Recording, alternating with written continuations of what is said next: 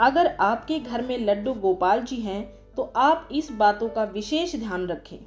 प्रथम तो ये बात मन में बैठाना बहुत आवश्यक है कि जिस भी घर में लड्डू गोपाल जी का प्रवेश हो जाता है वो घर लड्डू गोपाल जी का हो जाता है।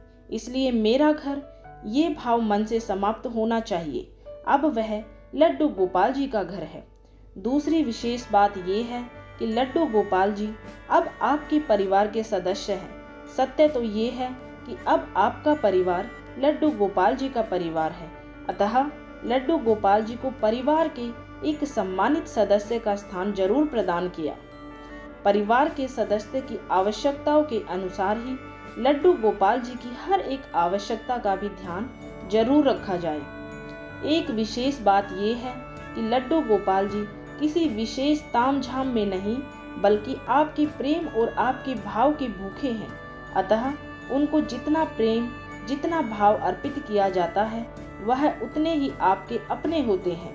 प्रतिदिन प्रातः लड्डू गोपाल जी को स्नान अवश्य कराएं, किंतु स्नान कराने के लिए इस बात का विशेष ध्यान रखें कि जिस प्रकार घर का कोई सदस्य सर्दी में गर्म पानी व गर्मी में ठंडे पानी से स्नान करता है, उसी प्रकार से लड्डू गोपाल जी के स्नान के लिए मौसम के अनुसार ही पानी का उपयोग करें। स्नान के बाद प्रतिदिन धुले हुए स्वच्छ वस्त्र जरूर पहनाएं। जिस प्रकार आपको भूख लगती है उसी प्रकार लड्डू गोपाल जी को भी भूख लगती है, अतः उनके भोजन का ध्यान रखें। भोजन के अतिरिक्त सुबह का नाश्ता और शाम की चाय, नाश्ते आदि का भी ध्यान रखें। घर में कोई भी खाने की वस्तु आए, लड्डू गोपाल जी को हिस्सा भी उसमें से अवश्य होना चाहिए।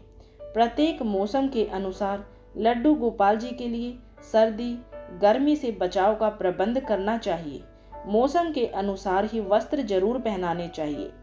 लड्डू गोपाल जी को खिलौने बहुत प्रिय हैं, उनके लिए खिलौने अवश्य लेके आएं और उनके साथ जरूर खेले भी।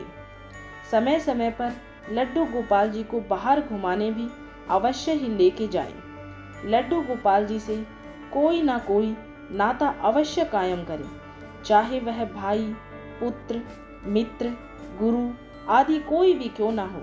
जो भी नाता लड्डू गोपाल जी से बनाए उसको प्रेम और पूरी निष्ठा से जरूर निभाएं।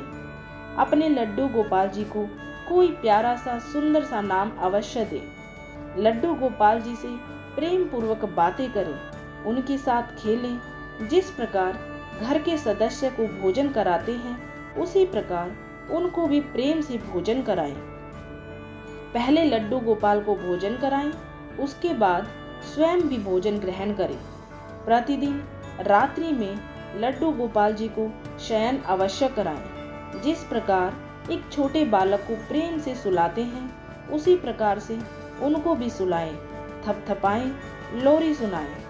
प्रतिदिन प्रातः प्रेम पूर्वक पुकार कर उनको उठाएं या जगाएं। किसी भी घर में प्रवेश के साथ ही लड्डू गोपाल जी में प्राण प्रतिष्ठा हो जाती है, इसलिए उनको मात्र प्रतिमा ना समझकर घर के एक सदस्य के रूप में ही उनके साथ व्यवहार करें।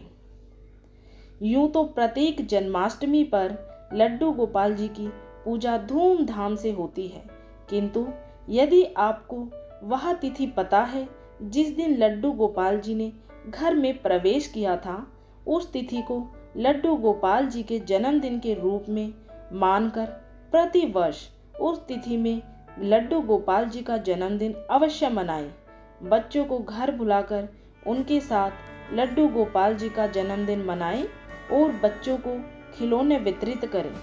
यूँ तो और भी बहुत से कार्य हैं जो आप अपनी भक्ति और श्रद्धा के अनुसार करते हैं, किंतु यदि इन बातों पर ध्यान दिया जाए तो लड्डू गोपाल जी को सरलता से प्रसन्न किया जा सकता है।